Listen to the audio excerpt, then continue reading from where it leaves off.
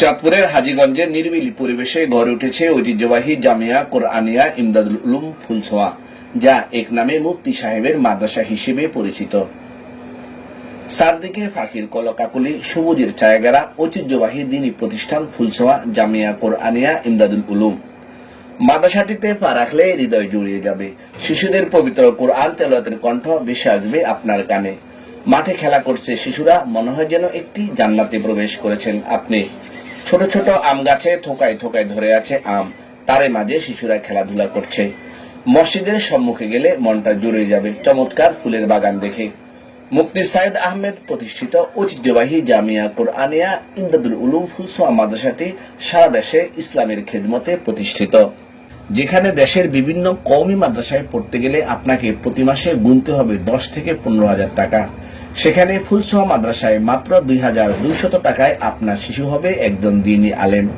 শুধু তাই নয়, কিতাব বিভাগে যদি ভালো ফলাফল করে পড়ালেখা সম্পূর্ণ ফ্রি। এছাড়াও থাকছে বৃত্তির ব্যবস্থা। মাদ্রাসাটিতে বর্তমানে প্রায় 1800 অধিক শিক্ষার্থী দ্বীনি আলেম শিক্ষা গ্রহণ করছেন।